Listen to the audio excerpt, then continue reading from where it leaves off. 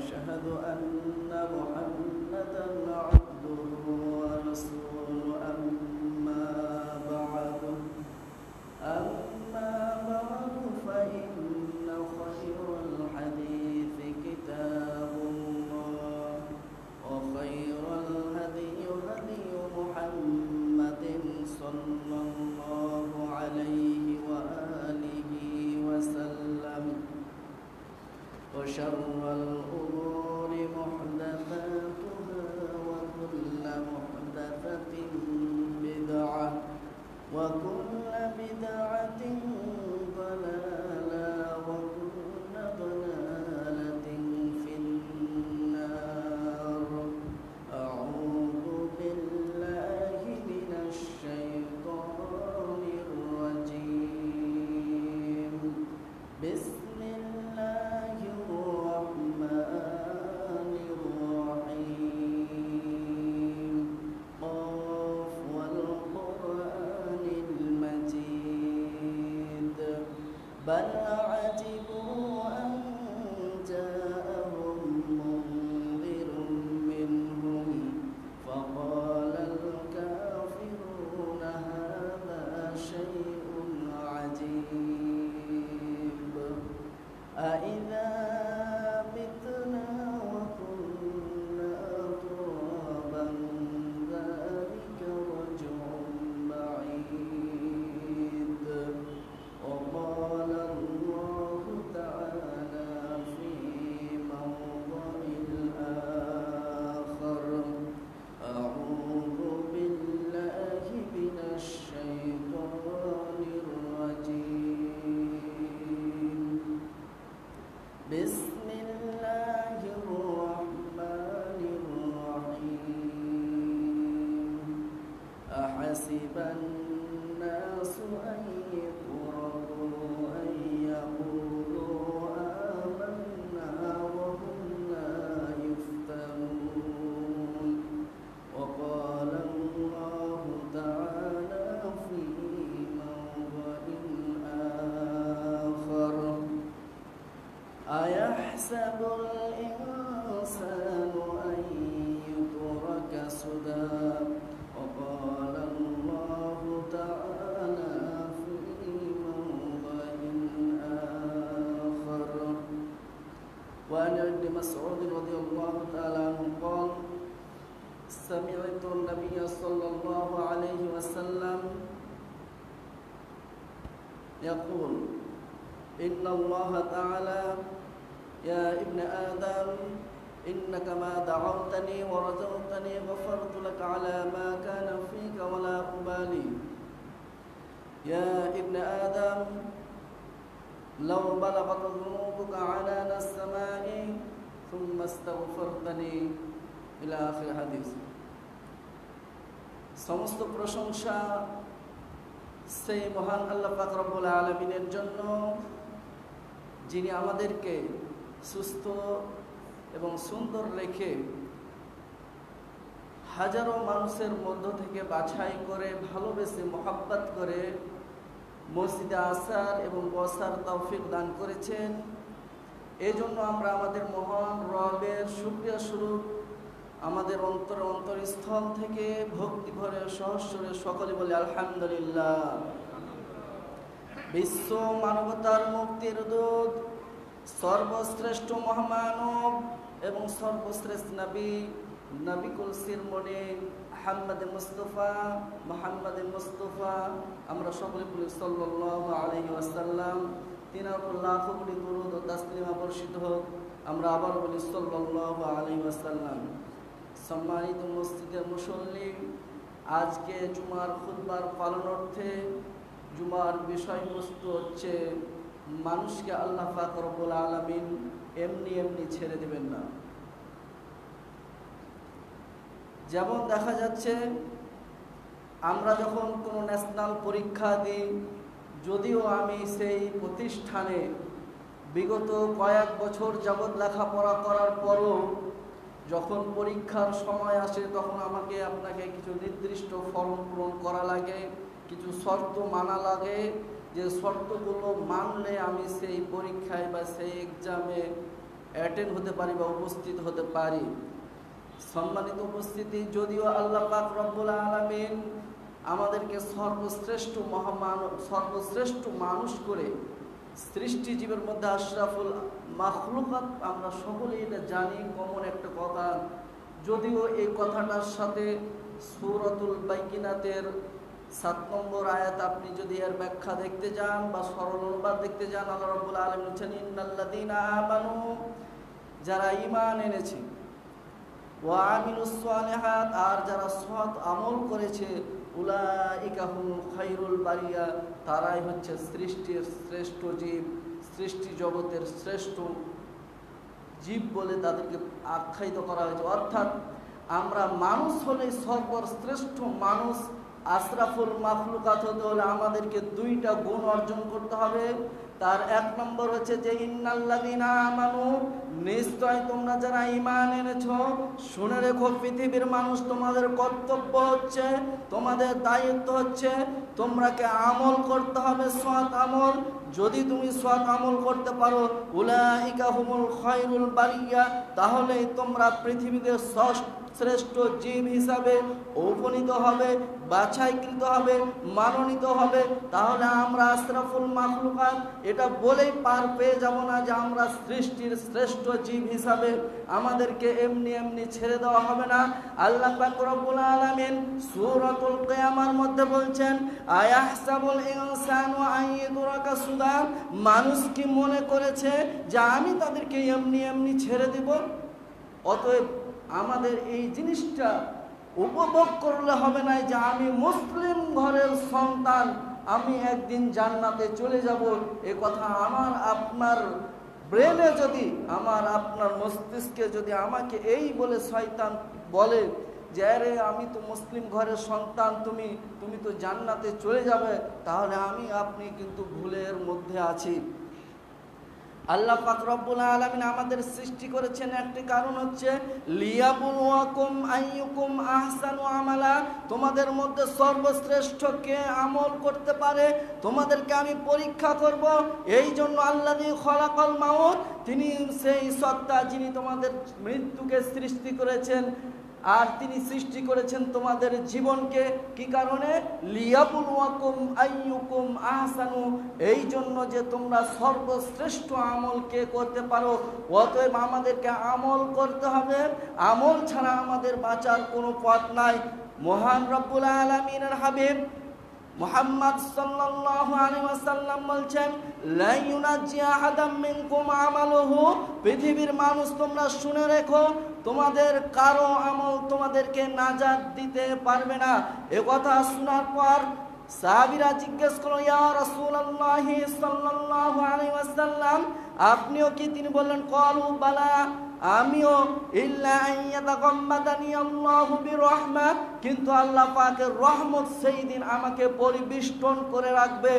অতএব আপনি আমি যদি আল্লাহর রহমত পেতে চাই, তাহলে আমাদেরকে কিছু করণীয় কাজ করতে হবে, যে কাজগুলো করলে আল্লাহ পাক রব্বুল আলামিন আমাদের প্রতি দয়া এবং রাজি খুশি হবেন।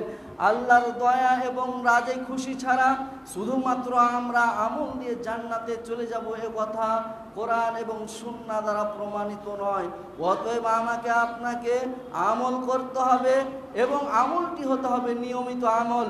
এই জন্য আজকে আমি বোঝাতে চাচ্ছিলাম যে আল্লাহ পাক রব্বুল আলামিন আমাদেরকে এত সুন্দর করে সৃষ্টি করেছেন, সৃষ্টি করে দেওয়ার পরে আমাদেরকে এমনি এমনি ছেড়ে দেবে না। এই জন্য আমাদেরকে পরীক্ষা করবে, আর পরীক্ষা করার জন্য 2টি বস্তু আমাদের জন্য প্রস্তুত করে রেখেছেন। 1 নম্বর হচ্ছে জান্নাত, 2 নম্বর হচ্ছে জাহান্নাম। যেটা আপনি যেতে চাইবেন, আপনার পরীক্ষার ফলাফল আপনি বুঝতে পারবেন যে আমি এই পরীক্ষায় কেমনভাবে আমি অ্যাটেন্ড করলাম এবং আমার কেমন প্রস্তুতি ছিল, এটা আপনি পরীক্ষা দেওয়ার পরেই যেমন বাসায় এসে বুঝতে পারেন যে আমার এই অ্যান্সারগুলো ভুল হয়েছে। আপনি আমি যদি চেষ্টা করি তাহলে আমাদের ওপেন কোশ্চিন হয়ে আছে, তারপরও আমরা যদি একটু চেষ্টা করি, মহান আল্লাহ পাক রব্বুল আলামিন বলছেন, আহাসিবান নাসু আইয়াতরাকু, মানুষ কি মনে করেছে, আইয়াকুলু, যে এই কথা বলবে, আমান্না বিল্লাহ, আমরা ঈমান এনেছি, ওয়া হুম লা ইফতানুন, তাকে পরীক্ষা করা হবে না। অতএব আমাকে আপনাকে পরীক্ষা করা হবে। যেহেতু আল্লাহ পাক রব্বুল আলামিন জান্নাত এবং জাহান্নাম সৃষ্টি করে রেখেছেন, আমরা শুধু আল্লাহ পাক রব্বুল আলামিনের যদি দয়ার দিকে তাকায়া থাকি তাহলে তো জাহান্নামকে সৃষ্টি করার কোনো কারণ ছিল না। যেহেতু আল্লাহ পাক রব্বুল আলামিন সকলকে দয়া করে জান্নাতে দিয়ে দিবে, তাহলে আর জাহান্নাম তৈরি করার কোনো কারণ থাকতো না।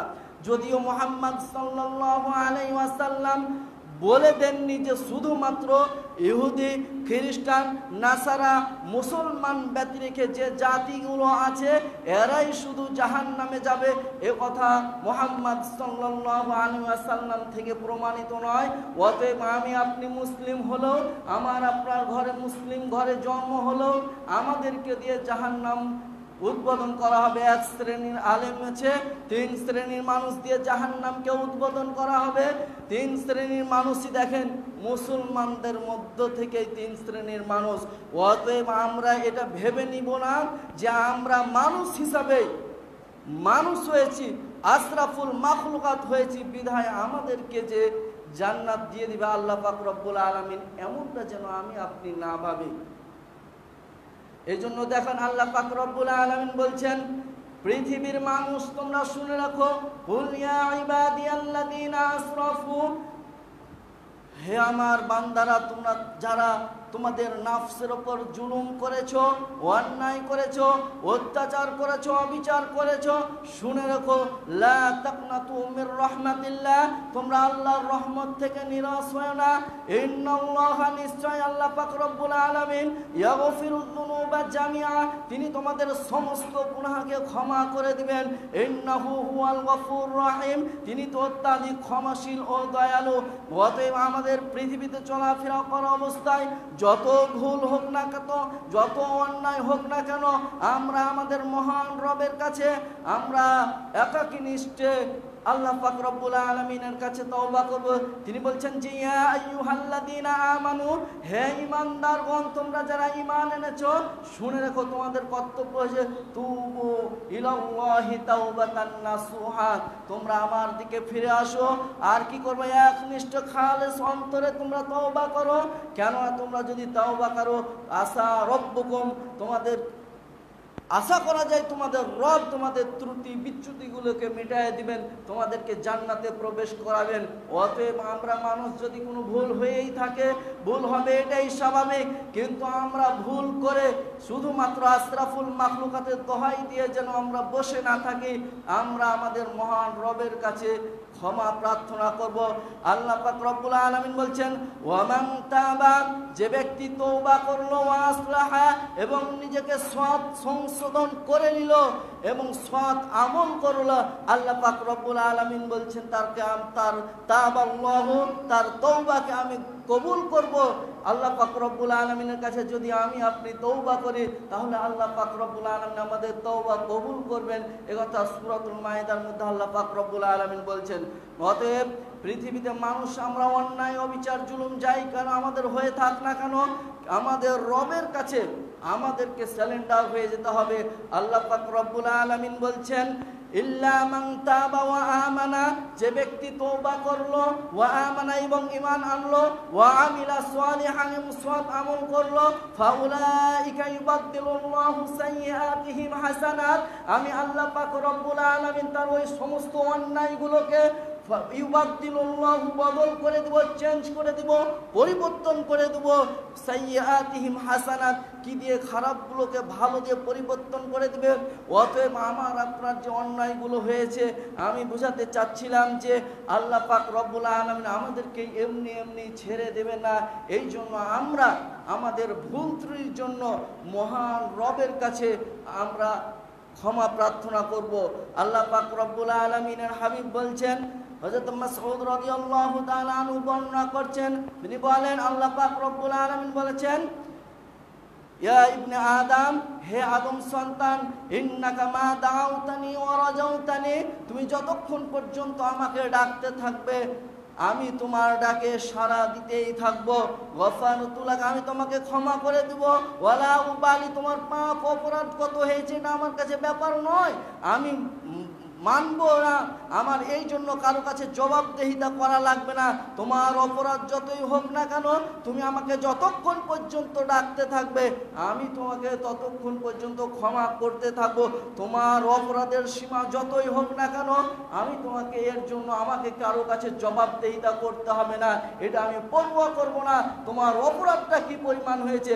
ইয়া ইবনে আদম লাউ বালাগাতু যুনুবুকা আনানাস সামায়ে, হে আদম সন্তান, তোমার অপরাধের সময় সীমাটা, তোমার অপরাধটা যদি এত বেশি হয়ে থাকে, আনানাস সামায়ে, পৃথিবী থেকে আসমানের মেঘমালা পর্যন্ত যদি পৌঁছে যায়, আল্লাহ পাক রব্বুল আলামিনকে তুমি যদি ডাকতে থাকো, গফারতু লাকা ওয়ালা উবালি, আমি তোমাকে ক্ষমা করতেই থাকবো, এর জন্য আমি পরোয়া করব না, এর জন্য আমাকে কারো কাছে জবাবদেহিতা করতে হবে না।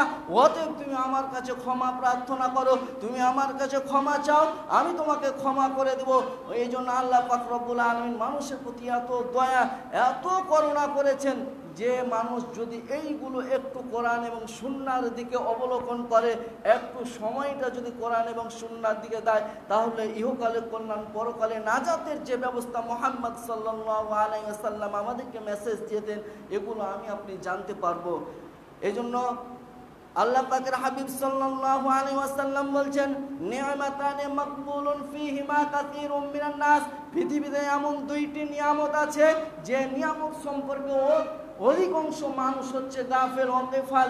এই নিয়ামতকে মানুষ মূল্যায়ন করে না, আর নিয়ামতকে মানুষ মূল্যায়ন করে না। তার এক নম্বর হচ্ছে আসিহাতা, মানুষের এই সুস্থ শরীরটাকে সে মূল্যায়ন করে না। যখন সে সুস্থ থাকে সে তখন ধর্মের কোনো কাজ করে না। যে যখন সুস্থ থাকে সে যে ধর্মের জ্ঞান অন্বেষণ করবে, ভালো কাজগুলো করবে, তখন সে তার সময় পায় না। বাদাল ফারাক, দুই নম্বর হচ্ছে আমার আপনার অবসরের সময়ের পরে যে ফাঁকা টাইমটা, আমরা যারা চাকরিজীবী, যারা ব্যবসায়ী, যারা কর্মজীবী, সকাল 8টা থেকে বিকেল 5টা পর্যন্ত কর্ম করার পরে যে অবসর টাইমটা, এই সময়টাকে আমি আপনি মূল্যায়ন করি না।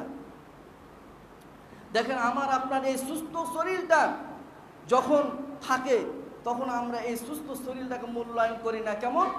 যখন কোনো মানুষ প্যারালাইসিস হয়ে যায়, মসজিদের মাইকে যখন আজান হয়, তার মনে চাই যে আমি মসজিদে গিয়ে 2 রাকাত সালাত করি, আমার রবকে ডাকি, কিন্তু উপায় নাই। সেই সময় আপনি আর আসতে পারবেন না মসজিদে, আপনার পাগুলো অকেজ হয়ে যাবে।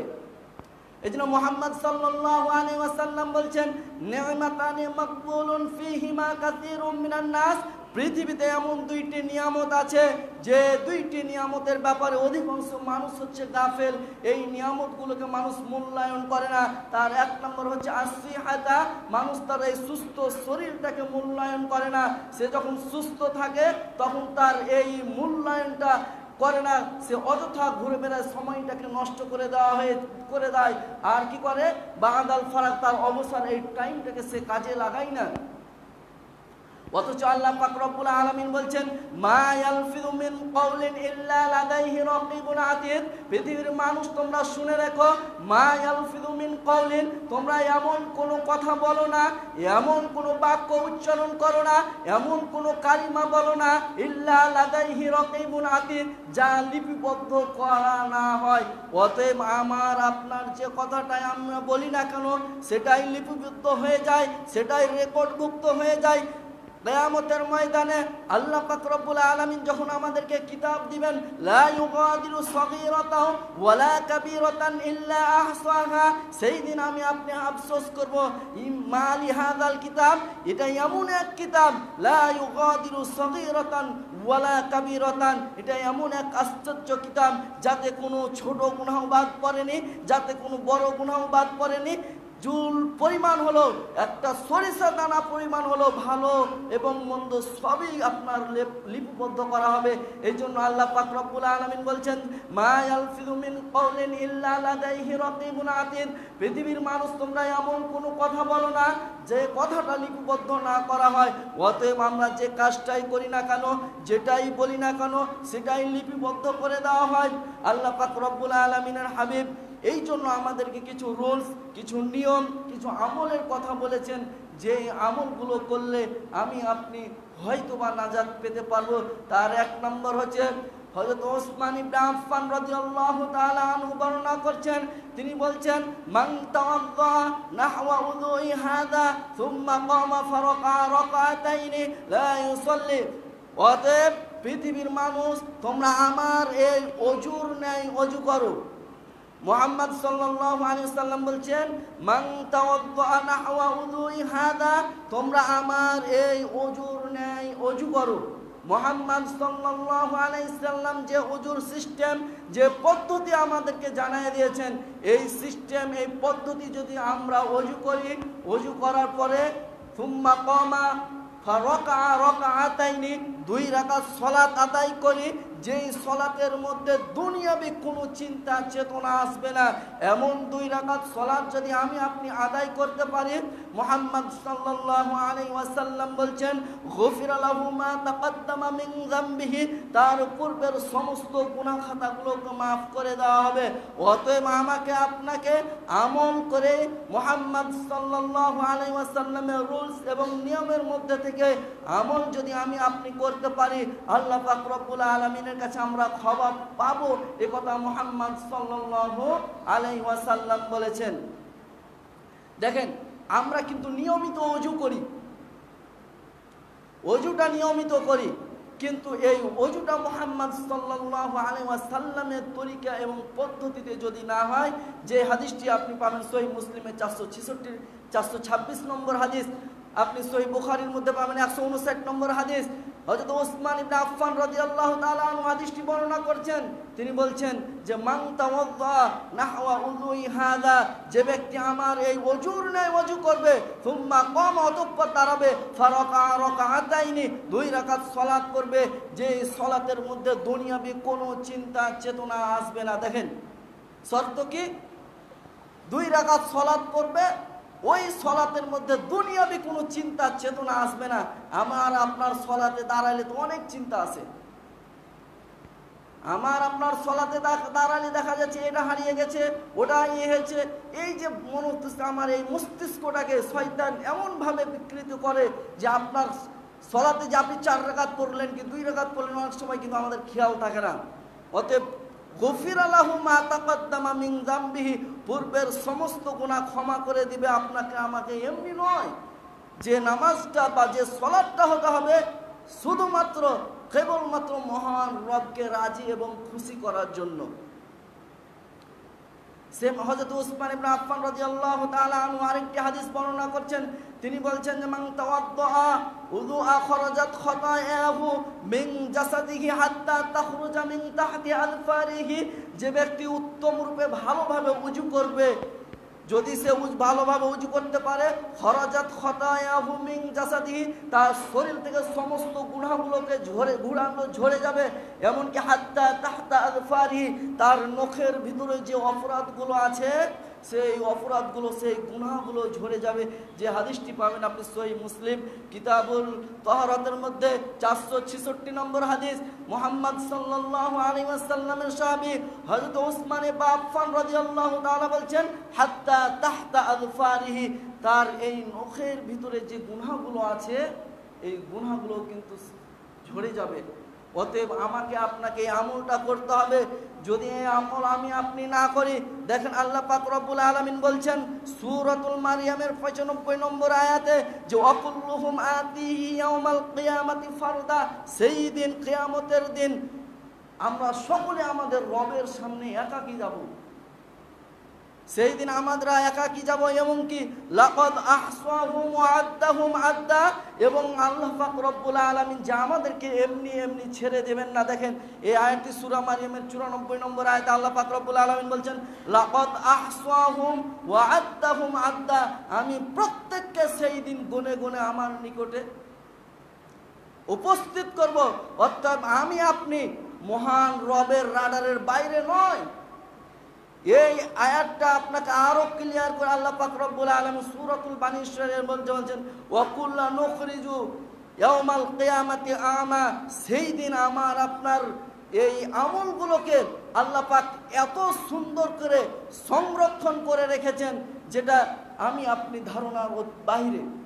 আল্লাহ পাক রব্বুল আলামিন বলবেন সেই দিন আমাকে আপনাকে আমল দিয়ে ইকরা কিতাবাকা কাফা বিনাফসিকাল ইয়াউমা আলাইকা হাসিবা, পৃথিবীর মানুষ তোমরা পড়ো তোমার এই আমলনামাটা, যে আমলনামাটা তুমি পড়ে তোমার আমল সম্পর্কে আজকে তুমি যথেষ্ট হয়ে যাবা, যে তোমাকে খোলা এক কিতাব দেওয়া হলো, এই কিতাবে তুমি কি করেছো, ভালো করেছো কি মন্দ করেছো, আজকে তুমি পড়ো তোমার এই আমলনামা, সেই দিন আমাকে আপনাকে পড়ানো হবে এই আমলনামা।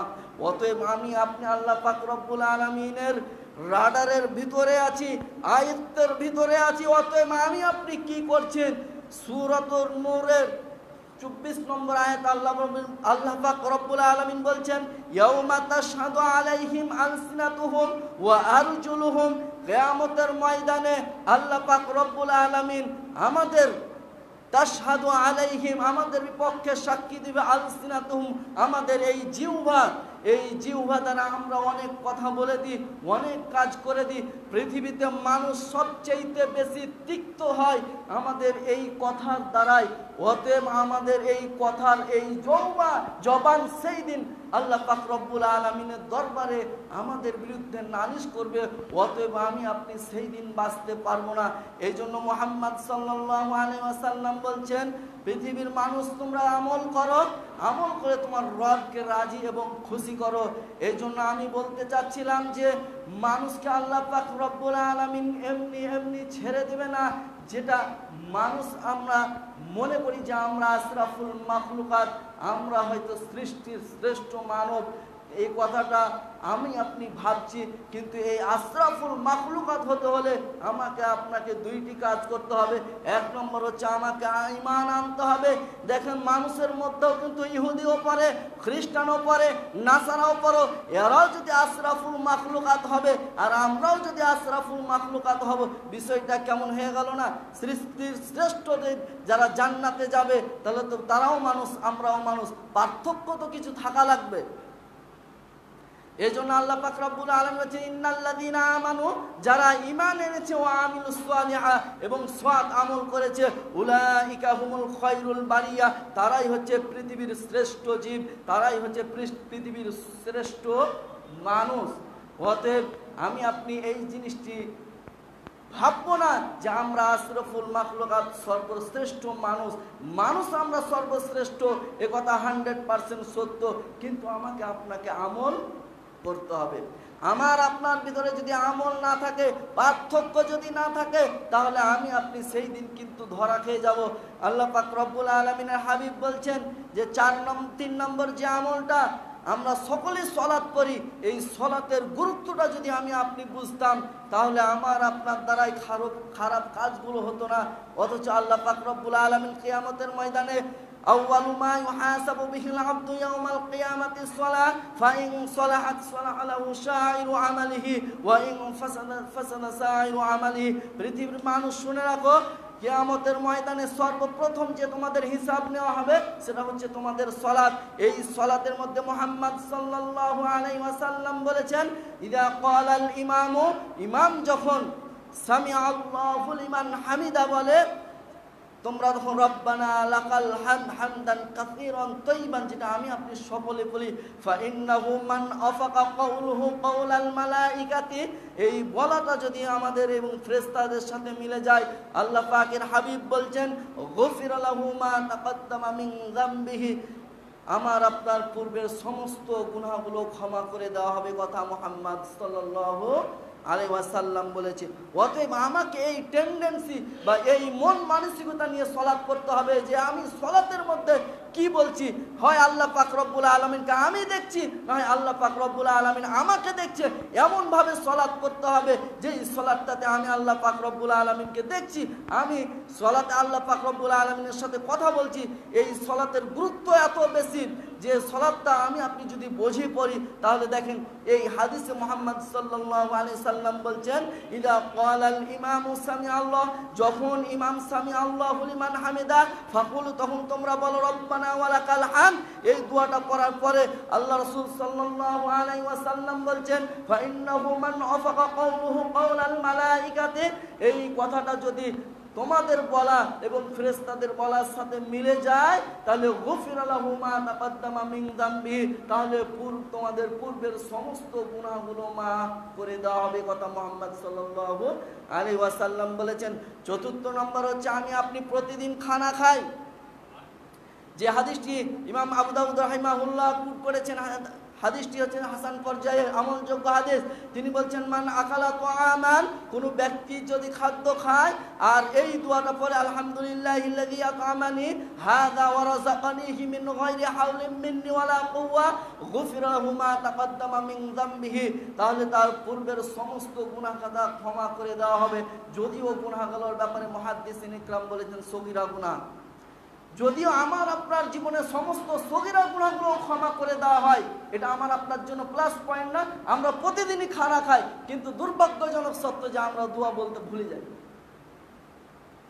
অথচ আল্লাহ পাক রব্বুল আলামিন মানুষের প্রতি এত দয়া করেছেন, এত শর্ট এবং সংক্ষিপ্ত পদ্ধতি অবলম্বন করেছে, শুধুমাত্র আমাকে আপনাকে জাহান্নামে দিবে না বিধায়, আমাকে আপনাকে জাহান্নামে দিবে না বিধায় এত সুন্দর এবং এত শর্ট পদ্ধতি অবলম্বন করে আমাকে আপনাকে তার দিকে ফিরে আসতে বলছে যে পৃথিবীর মানুষ তোমরা এই আমলগুলো করো।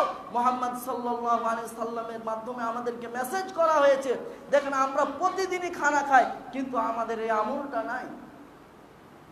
যদি থাকে আলহামদুলিল্লাহ, এই আমলটা যদি আমাদের মধ্যে থাকে, অবশ্যই আমরা আশা রাখি যে আমাদের সমস্ত গুনাহ খাতাগুলোকে ক্ষমা করে দেওয়া হবে। মানুষ আমাদের মাঝে প্রশ্নই জাগতে পারে। আল্লাহর হাবিব সাল্লাল্লাহু আলাইহি ওয়াসাল্লাম বলেছেন যে প্রত্যেক ফরজ সালাতের পরে যারা আয়াতুল কুরসি পড়বে লাম ইয়ামনাহু মিন দুখুলিল জান্নাহ, সে ব্যক্তি জান্নাতে প্রবেশ করবে, মৃত্যু হচ্ছে ব্যতি রেখে।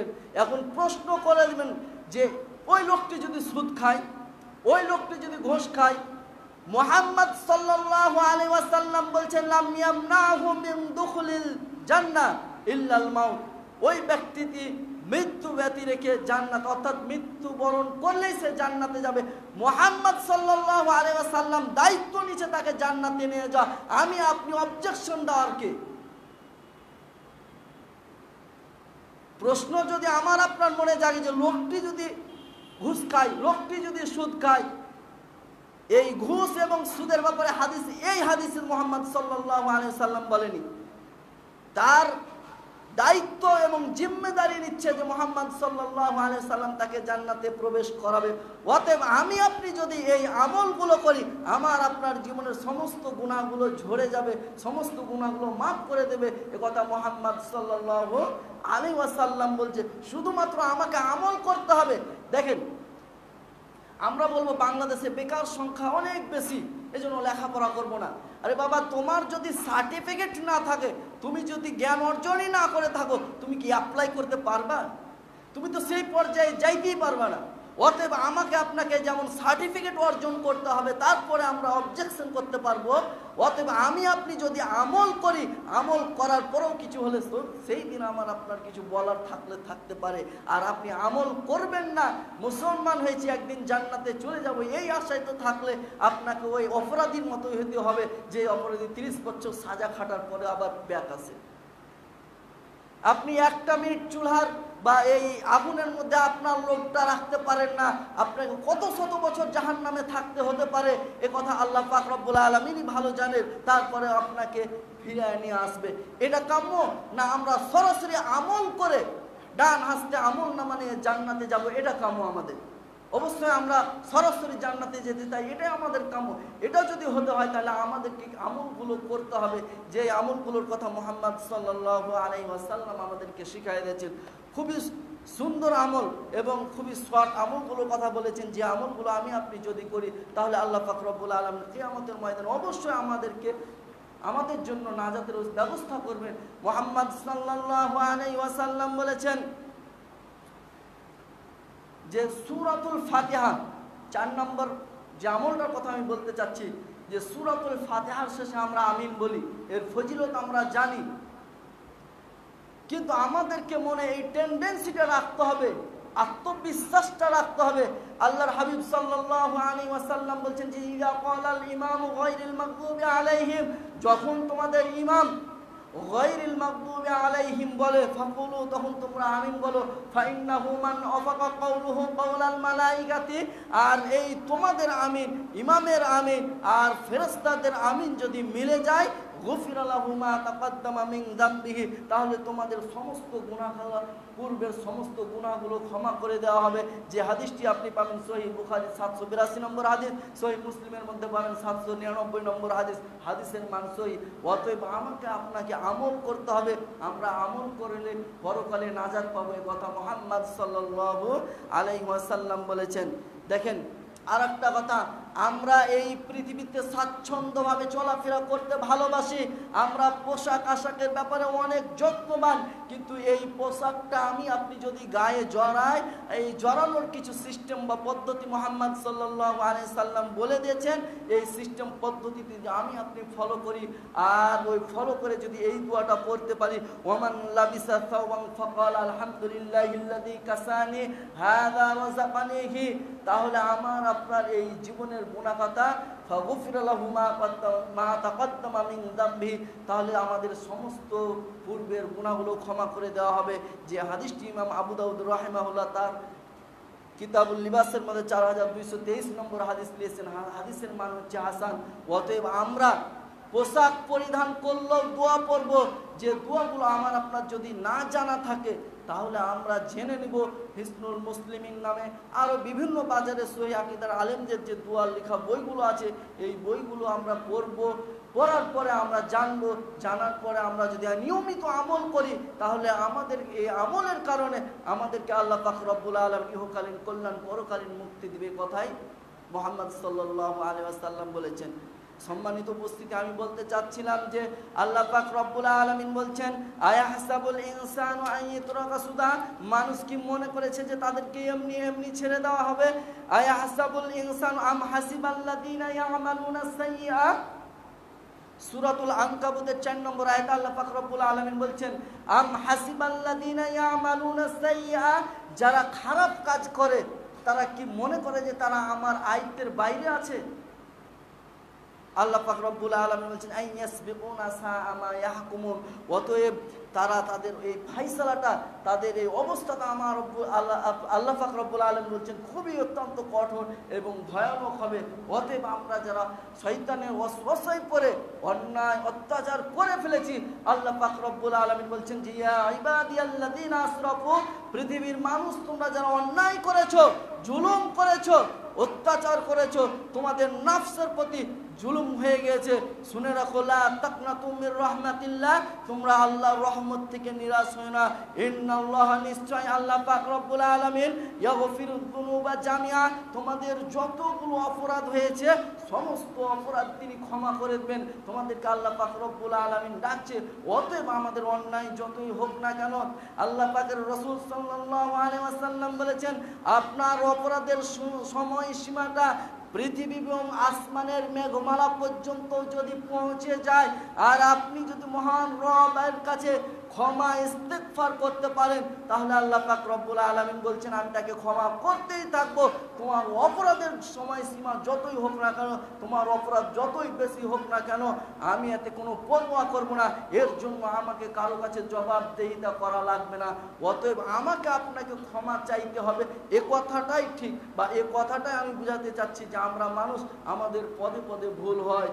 আমরা যদি এই ভুলগুলো নিয়ে থেকে যাই তাহলে পরকালে আমরা ধরা খেয়ে যাব। আল্লাহ পাক রব্বুল আলামিন বলছেন যে আম হাসিবান নাসু আন ইতরাকু আন ইয়াকুলু আমান্না, মানুষ কি মনে করে, মানুষ যে এই কথা বলে যে আন ইয়াকুলু আমরা আমান্না বিল্লাহ, আমরা আল্লাহর প্রতি ঈমান এনেছি, এই কথা বলে কি পার পেয়ে যাবে? ওহুম লা ইফতান, আমি তাদেরকে পরীক্ষা করব না? অতএব আমাকে আপনাকে পরীক্ষা করবে, ভালো দিয়ে মন্দ দিয়ে, অসুখ দিয়ে বিসুখ দিয়ে, সুস্থতা দিয়ে, টাকা দিয়ে, পয়সা দিয়ে, ধন দৌলত দিয়ে। অতএব আমাকে আপনাকে সর্ব অবস্থায় মহান রবের শুকরিয়া এবং মহান রবের কাছে ইস্তেগফার করতে হবে। এ কথা বোঝানোর জন্য আমি আজকের বিষয়বস্তু হচ্ছে যে মানুষকে আল্লাহ পাক রব্বুল আলামিন এমনি এমনি ছেড়ে দেবেন না। কোরআন মাজিদের বিভিন্ন জায়গায় বিভিন্ন আয়াত আল্লাহ পাক রব্বুল আলামিন সরাসরি বলেছেন, কিছু কিছু জায়গায় ইঙ্গিত দিয়েছেন। তার মধ্যে সূরাতুল কিয়ামা, সূরাতুল আনকাবুতের মধ্যে স্পষ্ট বলেছেন যে আয়াতগুলো আপনি চেক করলে দেখতে পাবেন। আনকাবুতের মধ্যে 2 নম্বর আয়াত আপনি চেক করলে পাবেন। সূরাতুল আনকাবুতের 4 নম্বর আয়াতের আপনি ব্যাখ্যা এবং বিশ্লেষণ সরল অনুবাদ দেখলেও পাবেন। সূরাতুল কিয়ামার 36 নম্বর আয়াতও আপনি দেখলে আপনার সরাসরি বলা হয়েছে যে আয়াহসাবুল ইনসানু আন ইউতরাকা সুদা, মানুষ কি মনে করে যে তাদেরকে এমনি এমনি ছেড়ে দেওয়া হবে? অতএব আমাকে আপনাকে এমনি এমনি ছেড়ে দিবে না, আমার আপনার হিসাব করবেন। আল্লাহ রাসূল সাল্লাল্লাহু আলাইহি ওয়াসাল্লামের জালিলুল কদর সাহাবী আর ইবনে মাসউদ রাদিয়াল্লাহু তাআলা আনহু তিনি বর্ণনা করছেন, রাসূল সাল্লাল্লাহু আলাইহি ওয়াসাল্লাম বলছেন, লা তাযুলু কদমা ইবনে আদম ইয়াউমাল কিয়ামাতি মিন ইনদি রাব্বিহি, পৃথিবীর মানুষ তোমরা শুনে রাখো, লা তাযুলু কদমা ইবনে আদম, সেই দিন প্রত্যেক আদম সন্তান তার মহান রবের সামনে হাত্তা ইসআল আন খামসি, যতক্ষণ পর্যন্ত না 5টি প্রশ্নের উত্তর দিবে এক চুল পরিমাণ তার পা সরাতে পারবে না। অতএব আমাকে আপনাকে জিজ্ঞাসিত হতে হবে, 5টি প্রশ্নের উত্তর পুঙ্খানুপুঙ্খানুভাবে আমাদের মহান রবকে বুঝিয়ে দেওয়ার পরে আমরা সেইখান থেকে এক চুল পরিমাণ পা সরাতে পারবো, তার আগে আমি আপনি পা সরাতে পারবো না। অতএব আমরা শুধুমাত্র আল্লাহ পাক রব্বুল আলামিনের রহমত এবং দয়ার জন্য, সবাই যদি দয়ার আশা করে তাহলে তো জাহান্নাম, এই কথা জাহান্নাম তাহলে তো শুধুমাত্র খ্রিস্টানদের জন্য বা বিধর্মীদের জন্য হতো, মুসলমানদের জন্য হতো না। এ কথা মুহাম্মদ সাল্লাল্লাহু আলাইহি ওয়াসাল্লাম আমাদেরকে ঘোষণা করে বলে দিত। আমি যে কথাটা বুঝাতে চাচ্ছি, আমরা আমল করব, ভুল ত্রুটিগুলো হয়তো আল্লাহ পাক রব্বুল আলামিন ক্ষমা করে দিবে, আমরা জেনে বুঝে আমল করার চেষ্টা করব। কিন্তু আমি আপনি যদি আমলই না করি তাহলে আমাকে আপনাকে কি হিসাবে জান্নাতে দিবে, এই কথাটা আমি বুঝাতে চাচ্ছি। এই জন্য আল্লাহর হাবিব সাল্লাল্লাহু আলাইহি সাল্লাম বলছেন, লা তাযুলু কদমা ইবনে আদম, সেই দিন প্রত্যেক আদম সন্তান তার রবের সামনে থেকে এক চুল পরিমাণ তার পাকে সরাতে পারবে না, হাত্তা ততক্ষণ পর্যন্ত ইসআল আন খামসি, যতক্ষণ সে 5টি প্রশ্নের সওয়াল এবং জবাব না দিতে পারবে ততক্ষণ পর্যন্ত সে এক চুল পরিমাণ তার পা তার রবের সামনে থেকে সরাতে পারবে না। তার 1 নম্বর হচ্ছে আন উমরিহি ফিমা আফনাহু, আমার আপনার এই জীবনটা, আমি যে কতদিন হায়াতে বেঁচে আছি, 60, 70, 80 বছর আমার এই জিন্দেগি, আমাকে পুরোটা বুঝিয়ে দেওয়া লাগবে আমার রবের সামনে, আমার এই জীবন সম্পর্কে আমাকে আপনাকে বুঝিয়ে দেওয়া লাগবে। 2 নম্বর হচ্ছে ওয়াং শাবাবিহি, আমার আপনার এই যৌবনকালটা আমাকে আপনাকে আমাদের রবের সামনে বুঝিয়ে দেওয়া লাগবে। ওয়াং শাবাবি ফিমা আবলাহু, আমার এই যৌবন বয়সটাকে আমি কোন কাজে বিনাশ করেছি এটা আমাকে আপনাকে আমার রবের সামনে বুঝিয়ে দেওয়া লাগবে। 3 নম্বর হচ্ছে ওয়াফিমা আনফাকাহু, কোথায় আমি আপনি, ওমালিহি মিন আইনা ইকতাসাবু, আমি কোথা থেকে উপার্জিত সম্পদ উপার্জন করেছি এটা আমাকে আপনাকে আমার রবকে বুঝিয়ে দেওয়া হবে। ওয়াফিমা আনফাকাহু, আর 4 নম্বর হচ্ছে আপনি সম্পদ যে অর্জন করেছে, ওয়াফিমা আনফাকাহু, এটা আপনি কোন পথে ব্যয় করেছেন এটা আপনাকে বুঝিয়ে দেওয়া লাগবে, আমাকে বুঝিয়ে দেওয়া লাগবে, আমার রবকে বুঝিয়ে দেওয়া লাগবে। এই 5টি প্রশ্নের উত্তর আমাকে যতক্ষণ পর্যন্ত না দিতে পারবো ততক্ষণ পর্যন্ত আমি এক চুল পরিমাণ আমার এই পাকে সরাতে পারবো না। 5 নম্বর হচ্ছে ওইটা আমিলা ফিমা আলিমা, যে আমি আপনি যে পর্যন্ত জ্ঞান অর্জন করেছি, যা বুঝি যা জানি, সেই জ্ঞান অনুযায়ী আমরা কি আমল করেছি, কি ইবাদত করেছি, এটা আমাকে আপনাকে বুঝিয়ে দেওয়া লাগবে আমার রবকে। অতএব আমি বুঝাতে চাচ্ছি যে মানুষকে আল্লাহ পাক রব্বুল আলামিন যত দয়া করেছেন, কিছু কিছু জায়গায় যত কঠোরতা করেছেন, শুধুমাত্র আমার ইহকালীন কল্যাণ পরকালীন মুক্তির জন্য, একথা আমাকে আপনাকে বুঝতে হবে। এই জন্য আল্লাহ রাসূল সাল্লাল্লাহু আলাইহি ওয়াসাল্লামকে আল্লাহ পাক রব্বুল আলামিন বলছেন, ইয়া আইয়ুহাল্লাযীনা আমানু, হে ঈমানদারগণ তোমরা যারা ঈমান এনেছো, কু আনফুসাকুম, তোমরা বাঁচো, ওয়া আহলিকুম, এবং তোমাদের এই পরিবার পরিজনকে বাঁচাও। কি থেকে বাঁচাবে? জাহান্নামের আগুন থেকে বাঁচাবে। ইয়া আইয়ুহাল্লাযীনা আমানু, হে পৃথিবীর মানুষ তোমরা যারা ঈমান এনেছো, শুধুমাত্র ঈমানদারদেরকে লক্ষ্য করে আল্লাহ পাক রব্বুল আলামিন বলছেন। ইয়া আইয়ুহান নাস, কিন্তু সকল মানুষকে লক্ষ্য এবং উদ্দেশ্য করে বলেননি, তিনি বলছেন যে ইয়া আইয়ুহাল্লাযীনা আমানু কু আনফুসাকুম ওয়া আহলিকুম নারা, তোমরা জাহান্নামের আগুন থেকে বাঁচো এবং তোমাদের পরিবার পরিজনকে বাঁচাও। অতএব আমাদেরকে আমাদেরকে জাহান্নামের আগুন থেকে বাঁচতে হবে এবং আমাদের পরিবার পরিজনকে জাহান্নামের আগুন থেকে বাঁচতে হবে। যে জাহান্নামের দায়িত্বে যে সমস্ত ফেরেশতাগুলো আছে তারা হচ্ছে অত্যন্ত কঠোর হৃদয়ের, অত্যন্ত শক্ত মনোভাবে আল্লাহ পাক রব্বুল আলামিন তাদেরকে যেই নির্দেশ করেন তারা সেই নির্দেশের বাইরে এক চুল পরিমাণ কোনো কাজ করবে না। অতএব আমাকে আপনাকে জাহান্নাম থেকে বাঁচতে হবে। কি দিয়ে বাঁচব? আমরা ভালো কাজগুলো করব, আমরা আমলে সালেহ করব এবং মুহাম্মদ সাল্লাল্লাহু আলাইহি ওয়াসাল্লামের রুলস এবং নিয়মের মধ্যে থেকে যে আমলগুলো করব এই আমলগুলো আমাদেরকে করতে হবে, বুঝতে হবে এবং জানতে হবে। সম্মানিত উপস্থিতি, আমি বলতে চাচ্ছিলাম যে আমলগুলো করলে আমাদের পূর্বের গুনাহগুলো ঝরে যায়। তার 6 নম্বর হচ্ছে যে আমরা যখন রমাদান মাসে সিয়াম পালন করলাম, সিয়ামের মধ্যে রাসূল সাল্লাল্লাহু আলাইহি ওয়াসাল্লাম বলেছেন যারা এই রমাদান মাসের সিয়ামকে ঈমান এবং ইহতিসাবের সাথে সওয়াব লাভের আশায় পালন করবে আল্লাহ পাক রব্বুল আলামিন তাদের পূর্বের সমস্ত গুনাহগুলোকে ক্ষমা করে দিবেন। এই জন্য সংক্ষিপ্ত কি পদ্ধতি এবং সিস্টেম আল্লাহ পাক রব্বুল আলামিন আমাদেরকে কোরআন এবং হাদিসের সুন্নাহর মধ্যে অনেক বর্ণনা করেছেন। মুহাম্মদ সাল্লাল্লাহু আলাইহি ওয়াসাল্লাম আমাদেরকে জানিয়েছেন আল্লাহ পাক রব্বুল আলামিন আমাদেরকে শুধুমাত্র ইহকালীন কল্যাণ এবং পরকালীন মুক্তির জন্য মুহাম্মদ সাল্লাল্লাহু আলাইহি ওয়াসাল্লাম আমাদেরকে মেসেজগুলো করেছেন। অতএব আমরা আমল করার চেষ্টা করব। আল্লাহ পাক রব্বুল আলামিন বলছেন যে ইয়া আইয়ুহাল্লাযীনা আমানু, হে ঈমানদারগণ তোমরা যারা ঈমান এনেছো, আতিউল্লাহ তোমরা আল্লাহর আনুগত্য করো, ওয়া আতিউর রাসূল, রাসূল সাল্লাল্লাহু আলাইহি ওয়াসাল্লামকে অনুসরণ করো। রাষ্ট্রীয় জীবনে, পারিবারিক জীবনে, সামাজিক জীবনে আমরা যদি মুহাম্মদ সাল্লাল্লাহু আলাইহি ওয়াসাল্লামকে স্মরণ করতে পারি, মুহাম্মদ সাল্লাল্লাহু আলাইহি ওয়াসাল্লামকে ফলো করতে পারি, মুহাম্মদ সাল্লাল্লাহু আলাইহি ওয়াসাল্লামের আদর্শকে নিজের জীবনে বাস্তবায়িত করতে পারি, আল্লাহ পাক রব্বুল আলামিন আমাদেরকে ইহকালীন কল্যাণ পরকালীন মুক্তি দিবে। আর যদি আমার আপনার এই মুহাম্মদ সাল্লাল্লাহু আলাইহি ওয়াসাল্লামের অনুকরণ না হয়, আল্লাহ পাক রব্বুল আলামিন সূরাতুল মুহাম্মাদের 33 নম্বর আয়াতে শেষ অংশে বলছে লা তুবতিলু ওয়ালা তুবতিলু আমালাকুম, আর তোমরা তোমাদের আমল সমূহকে ধ্বংস করে দিও না, নিষ্ফল করে দিও না, বরবাদ করে দিও না। অতএব আমাদেরকে আমাদেরকে বাঁচাবে। যেমন রাসূল সাল্লাল্লাহু আলাইহি ওয়াসাল্লাম বলছেন ইয়াতবাউল মাইয়িতা সালাসাতুন, আমরা যখন মারা যাব তখন আমাদেরকে 3টি জিনিস অনুসরণ এবং অনুকরণ করবেন। ফায়ারজিউ ইতনানি, আর 2টি ফিরে আসবে, ওয়ায়াবকা মা, একটি আমার সাথে থেকে যাবে। 3টি জিনিস ইয়াতবাউ আহলুহু ওয়া মালুহু ওয়া আমালুহু, 3টি আমাদেরকে অনুসরণ করবে। ফায়ারজিউ, 2টি ফিরে আসবে, আহলুহু ওয়া মালুহু, পরিবার এবং পরিজন ফিরে আসবে, টাকা সম্পদ নিয়ে যেগুলো গিয়েছে সেগুলো ফিরে চলে আসবে। ওয়া আমালুহু, আর এই 3 নম্বর আমল, যে আমলটা আমার আপনার সাথে থেকে যাবে।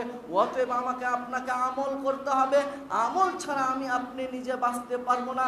সূরাতুল বাকারার 255 নম্বর আয়াত আমার আপনার সকলে জানা আছে, যেটা আয়াতুল কুরসি নামে আপনি পড়ি।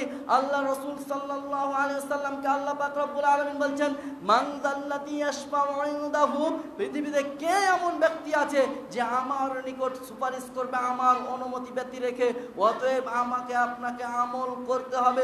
যে হাদিসটি আমি আপনাকে বলছিলাম লা ইউনাজ্জি আহাদাম মিনকুম আমালুহু, পৃথিবীতে কোনো মানুষ তার আমল তাকে নাজাত দিতে পারবে না। এ কথা শোনার পর মুহাম্মদ সাল্লাল্লাহু আলাইহি ওয়াসাল্লামকে সাহাবীরা জিজ্ঞেস করে ওয়ালা আনতা ইয়া রাসূলুল্লাহ, হে আল্লাহর রাসূল সাল্লাল্লাহু আলাইহি ওয়াসাল্লাম আপনিও কি সেই দিন আল্লাহর আমল দ্বারা নাজাত পাবেন না? তিনি বললেন ক্বাল ওয়ালা আনতা, বালা হ্যাঁ আমিও সেই দিন আল্লাহ পাক আমার আমল দ্বারা আমিও জান্নাত পাবো না বা নাজাত পাবো না।